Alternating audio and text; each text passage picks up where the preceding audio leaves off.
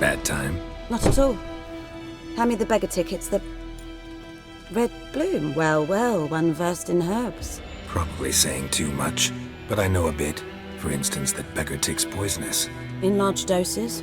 Small ones soothe pain and bring forth pleasant dreams.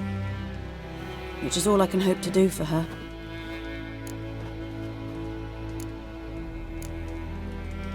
Griffin do that to her? Delina. Yes. Attacked her at night. She was walking in the woods. At night? Through the woods? In wartime? Meeting a boy. The young, you know, do foolish things for love. Wounds are healing, but she will die. Blood's pooling in her skull. Nothing my bruise can do to help.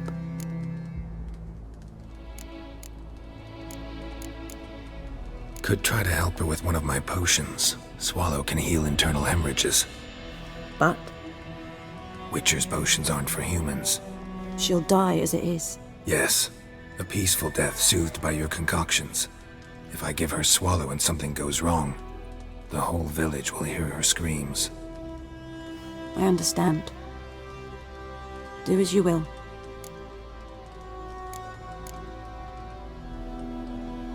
Looking for buckthorn. Know if it grows anywhere around here? Bottom of the river, where the channel's widest. But you do know that once out of the water... It'll stink worse than a week-old carcass. Counting on it. I'm hunting the griffin. Need the buckthorn for bait. I was thinking... A few years ago we had trouble, drowners under the bridge. The whole village had to pitch in for a witcher. Who now can afford the bounty on a griffin's head? Captain Peter Sars, something. Ah, good to know the Black One's looking out for our welfare.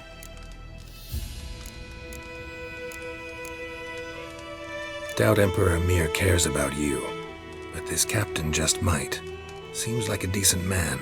There are no decent men in the army. There are only orders. Not from here, are you? A lot of bitterness in you. Too much for someone who spent her life in a hut in the middle of nowhere. True. And you're in a hurry. Elsewise you'd not use bait, just wait for the griffin to attack again. Believe we could have an interesting conversation.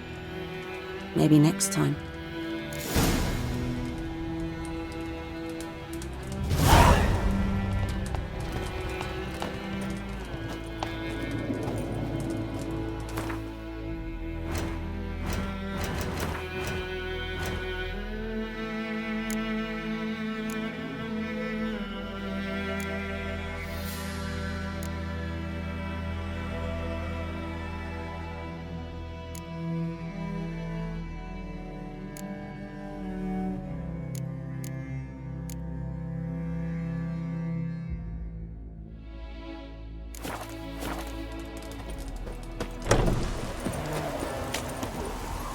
Run, Roach.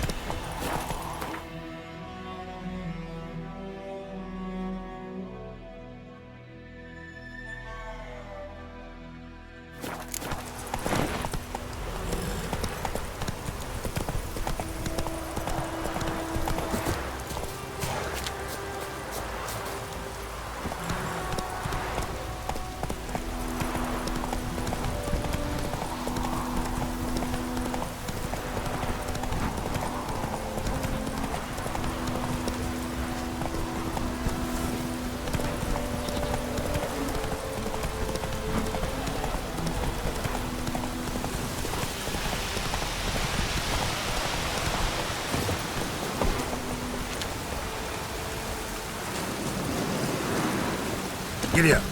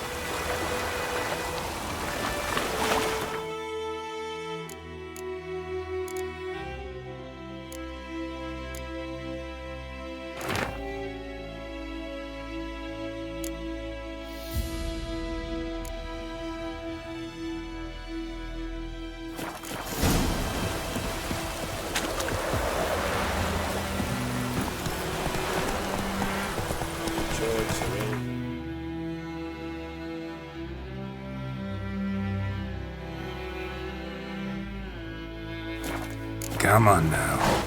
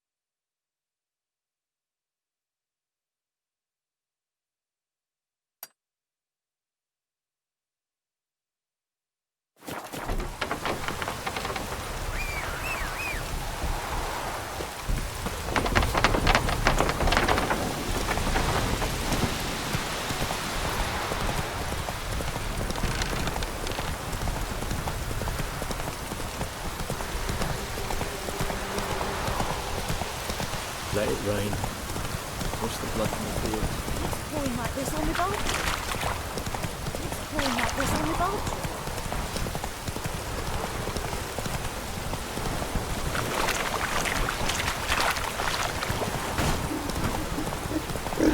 Oi! Now!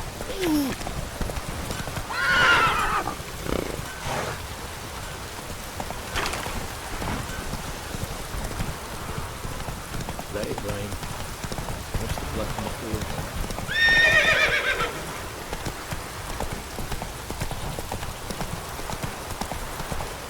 The wench took down the wash. Let it rain. Wash the blood from the field.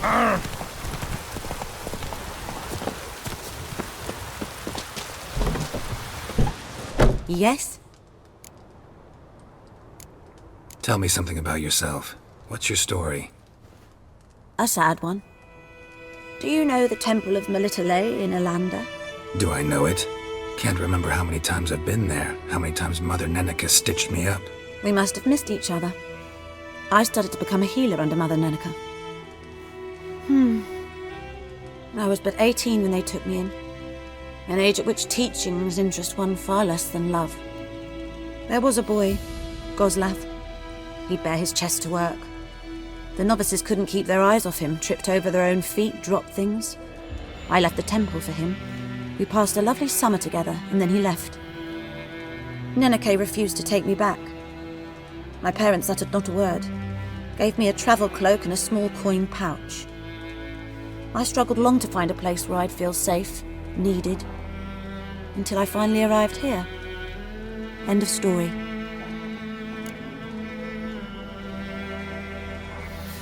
Got any herbs you're willing to sell? I'm sure I can find something.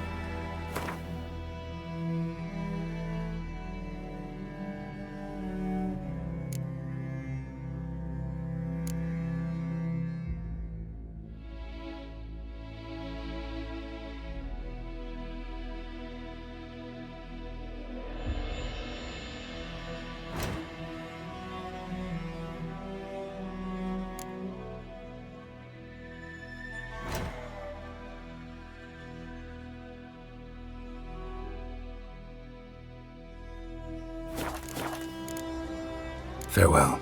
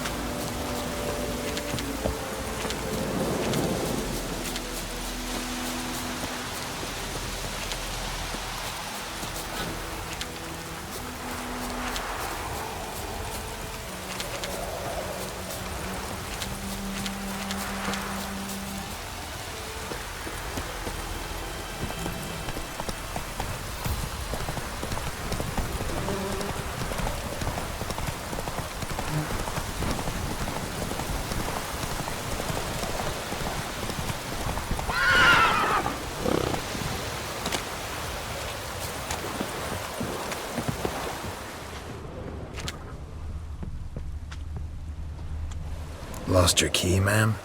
No, not me key. Me pan. It's always sat there empty, this hut. That is, till the night afore the battle.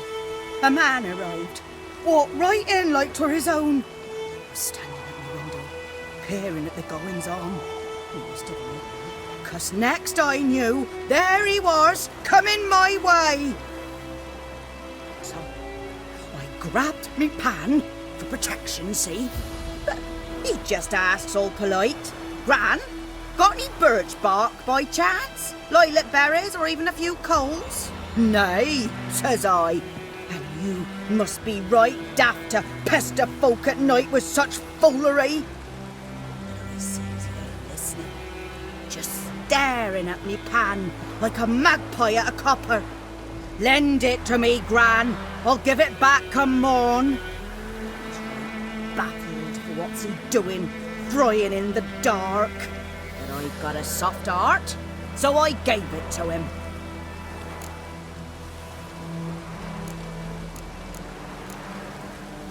Interesting. What happened then? Afore dawn, another rode up to the hut. But come on, only the first fella left. Locked the door, hopped on his horse, and that were all I saw of him, and me pan. 'Twere old, black with soot, not worth much, I suppose, but I've no other. Will you help me, dearie? Bring an old widower pan. I could never break down that door myself. And in truth, I'm afeard to go in any road. Such a stench wafting out. Methinks the other fellow, well, that he's lying there.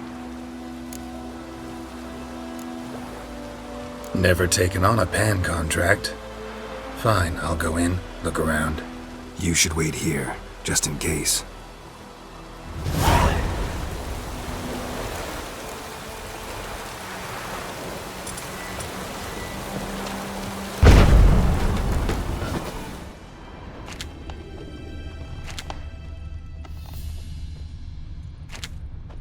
A corpse.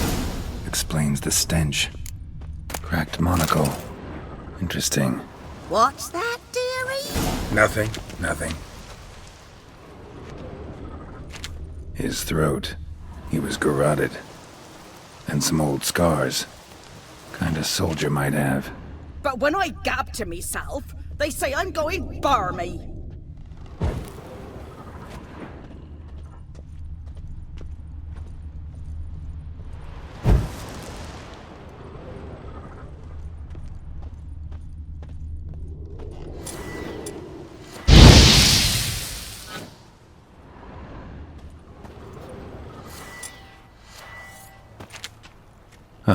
The priceless frying pan. Scrubbed clean. Looks like the mystery man didn't need the pan so much as the soot off it to make ink, write letters. Found the pan, have ye? Documents, almost entirely burnt. A few pieces still legible.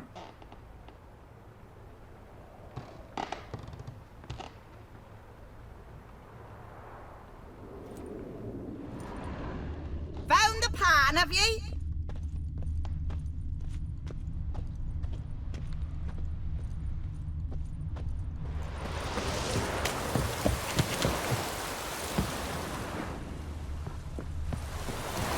Here, your frying pan. Mine? But mine were black with soot. And I could see myself in this one if I wanted. But them years are past. It was the soot the man needed. He scraped it off to make ink. Must have had an urgent letter to write. Urgently burned some other documents too.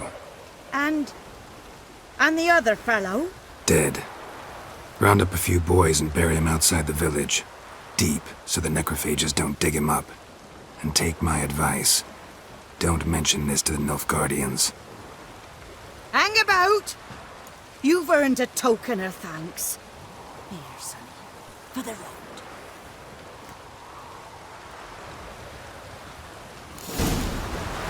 Fry up a nice white fish for supper. Fry up a nice white fish for supper. Or a pipe.